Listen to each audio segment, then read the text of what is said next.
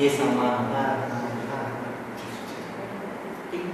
तो जो ये एनल फेज है वह बहुत इम्पोर्टेंट होता है कि व्यक्ति को इस बात को सिखाने में कि कितना वह व्यवस्थित रहेगा या कितना अव्यवस्थित। अब आपको समझ में आ रहा है कि कैसे फ्रायड बता रहे हैं कि जो आपका और ये जो आप सीखते हैं ये बचपन के जो पहले 5 साल हैं इन्हीं में अगर कहीं कोई कॉन्फ्लिक्ट्स रह गए या कोई नीड अनमेट रह गए या कोई नीड ओवरमेट हो गई, एक्स्ट्रा टू मच भी हो गया तो भी वहाँ फिक्सेशन हो सकता है, अनमेट रह गई तो भी फिक्सेशन हो सकता है।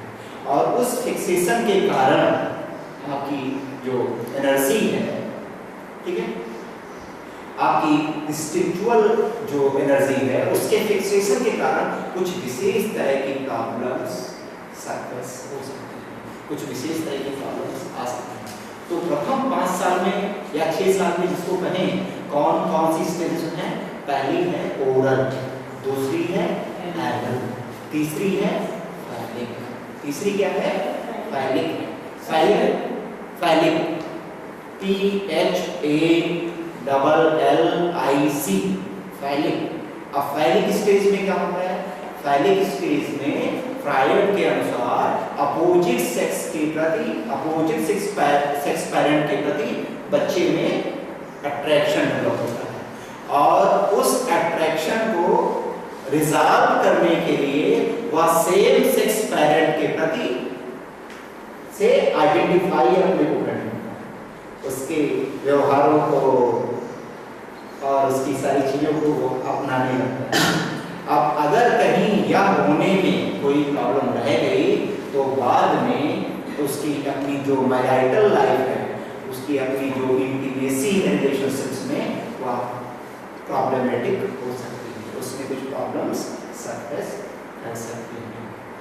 जैसे फ्रायड यह कहता है कि जो बच्चियां हैं वह फादर के प्रति अधिक अट्रैक्टेड फील करती हैं और जो बेटे हैं वह मदर के प्रति अधिक अट्रैक्शन फील करते हैं।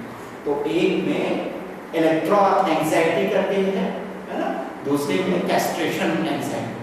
तो इन दोनों में जो एंजाइटी है, इस एंजाइटी को अगर वो आइडेंटिफिकेशन के थ्रू सेम सेक्स पेरेंट के प्रति जो आइडेंटिफिकेशन है वह अगर वो सही से उन्होंने कर लिया तो वह उस एंजाइटी को वह रिजॉल्व कर लिया। अगर वह एंजाइटी सही से रिजॉल्व नहीं हो पाती तो कुछ विशेष तरह की प्रॉब्लम्स उनकी रिलेशनशिप्स में बाद में स्पष्ट हो गया कि नहीं? स्पष्ट हो गया ना? क्या हुआ? फैलिक स्टेज में क्या हो रहा है? विशेष तरह के कॉम्प्लेक्सेस इमर्ज कर रहे हैं opposite gender, opposite sex parent के प्रति और उसके कारण कुछ विशेष तरह की एंजाइटी उत्पन्न हो रही है और उस एंजाइटी को रिजॉल्व करने के लिए वह सेम सेक्स पैरेंट के प्रति आइडेंटिफिकेशन करता है।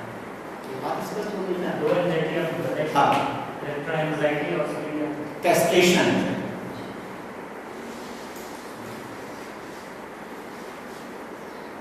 ठीक है, स्पष्ट हो गया? ये सब क्या है? क्या पीरियड है? एज? हाँ, ये है 3 to 6 years, 3 to 6 years। ये फैमिली नहीं, ये जो आप बहुत सही, बहुत अच्छा। एक्चुअली ये थियरी ग्रीक में नहीं रखी गई बल्कि कोई ग्रीक स्टोरी है, उस स्टोरी के बेसिस पर बाद में फ्रायड ने अपनी जो केस स्टडीज करी, उन केस स्टडीज के द्वारा इस तरह की एंजाइटी, इस तरह के फीचर्स को नोटिस किया और उसके आधार पर उन ग्रीक जो मिथोलॉजीज हैं उनसे कुछ स्टोरीज ली और उन स्टोरीज की तो ये बताया कि हमारे अनकॉन्शियस का डेवलपमेंट, हमारी साइक का डेवलपमेंट, हमारी अनकॉन्शियस की फंक्शनिंग कुछ ऐसे होती है। ठीक है, तो ये बिल्कुल सही बात है कि यह जो फ्रायड ने बात कही वह एक ग्रीक स्टोरी है, उस पर ठीक है। चलिए आगे चलें, पढ़ें। तो आपको मनोविश्लेषण सिद्धांत स्पष्ट हो गया। मनोविश्लेषण सिद्धांत यह कहता है कि अगर आपके अचेतन में कोई दमित अनुभव भरा हुआ है, दमित इच्छा पड़ी हुई है, कोई संघर्ष है आपके जो चेतन अचेतन के बीच में या ईगो और सुपर ईगो के बीच में, तो उसके कारण आपको व्यवहार की, सोच की, भावनाओं की कोई समस्या।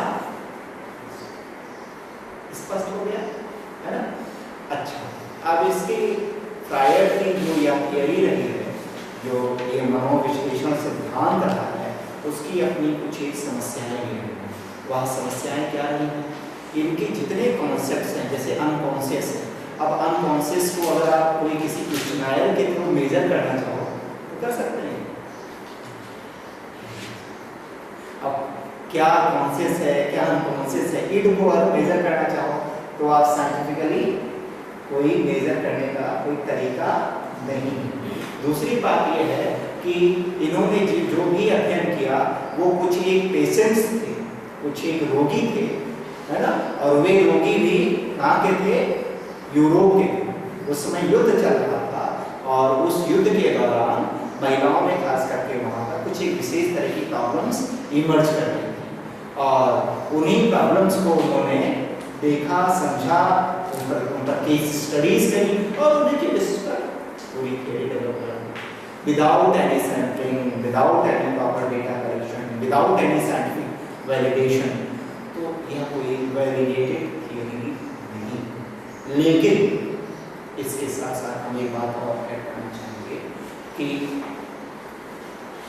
जो वर्तमान बायोलॉजिकल साइंस है उसके द्वारा कुछ एक तरह के ब्रेन वेव फंक्शंस या ब्रेन केमिकल चेंजेस ऐसे स्टडी किए जा रहे हैं जो कि हमारी सबकॉन्शियस से, अनकॉन्शियस से रिलेटेड हो सकते हैं। जैसे हम अनकॉन्शियसली कुछ विशेष तरह के कॉग्निशंस जो करते हैं उससे कुछ एक विशेष तरह के, यह पाया गया है, कुछ विशेष तरह के चेंजेस हमारी ब्रेन में, हमारी बॉडी में, ब्रेन में जो आपके न्यूरॉन्स हैं या बॉडी में जो डिफरेंट तरह के केमिकल्स हैं उनमें कुछ चेंजेस होते हैं और उन चेंजेस को अगर हम समझें तो पता लगता है कि हाँ इस तरह का कुछ हो रहा है। और उसको जब हमने जो अलग तरह की साइकोएनालिसिस के थ्रू जो टेक्निक्स हैं उनको जब हमने यूटिलाइज किया तो पता चला कि इस तरह के अनकॉन्शियस में वहाँ हो रहा था और उसमें ये भी देखा गया कि इस तरह का उससे लिंक या बायोलॉजिकल मार्कर्स वहाँ पर हैं। ठीक है, मतलब इस तरह के शारीरिक जैविक परिवर्तन हो रहे हैं। तो इस तरह कुछ नए अध्ययन हो रहे हैं। अगर आप इनके पूरे मनोविश्लेषण सिद्धांत को देखें तो कहीं ना कहीं भारतीय चिंतन उसको बहुत आगे ले जाता है। भारतीय चिंतन में तो हम लोग 7 स्तरों की बात करते हैं, चेतना की 3 नहीं 7 स्तरों की बात, सुपर कॉन्शियसनेस की बात, सुपर कॉन्शियसनेस की बात, वह हमारे अध्ययन का विषय नहीं है। तो चेतन, अवचेतन, अचेतन आप पूरा देखें, जो आत्मा का सिद्धांत है ना? हमारे यहाँ भी वासनाओं की बात की जाती है कि हमारे चित्त में बहुत सारी वासनाएं होती हैं, वह बुलबुलाती रहती है और हमारे प्रारब्ध के वेग से वह कभी कभी प्रकट होती है और प्रकट होकर के हमसे कुछ विशेष तरह का व्यवहार करवाती है और उनके कारण उसी के आधार पर हमारे यहाँ जो ये भाग है, कर्म, प्रारब्ध जैसे जो बातें हुई हैं, जो इस तरह का सिद्धांत आया कर्म सिद्धांत, वह कहीं ना कहीं इसी पर बेस्ड है। बेस्ड मतलब हायर से उन्होंने नहीं सीखा, बहुत बात मतलब उससे कहीं आप लिंकेजेस देख सकते हैं। तो आप कर्म सिद्धांत को नकारते हैं, मनोवैज्ञानिकों के साथ में एक बड़ी समस्या है। कर्म सिद्धांत को नकारते हैं, आप सुनना नहीं चाहते उसके विषय में, ठीक? और जो कि बात करता है चेतन अचेतन और चेतन सुपर चेतन की बात, उसमें आत्मा की बात, चेतन कैसे जीव विभिन्न विभिन्न कर्मों से होकर के गुजरता है अपने आध्यात्मिक विकास की प्रक्रिया, अपने विकास की प्रक्रिया, उसको आप समझना चाहते हैं क्योंकि अब साइंटिफिक तो हो भी नहीं है भाई, साइंटिफिक भी नहीं इसमें कहीं ना कहीं हमारी इंटेलेक्चुअल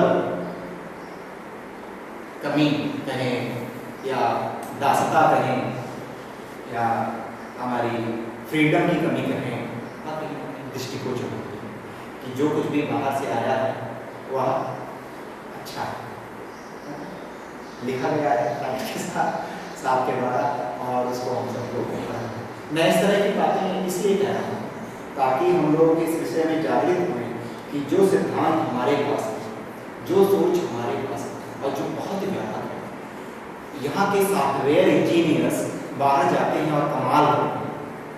क्यों कमाल करते हैं? क्योंकि हमारे यहाँ पर सोच को लेकर के, अमूर्त तत्वों को लेकर के बड़ा जबरदस्त ज्ञान, हार्डवेयर चाइना का बढ़िया है तो सॉफ्टवेयर इंडिया का पूरी दुनिया में सॉफ्टवेयर जो स्किल, जो हमारी कॉम्पिटेंस है हमारी इंजीनियर्स, तो कहने का मतलब है कि कहीं ना कहीं अगर हम अपने इन पहलुओं को समझने की कोशिश करें तो शायद एक बड़ी अच्छी बात समझ चलिए। तो हमने एक आख्यान समझ लिया, मनोविश्लेषण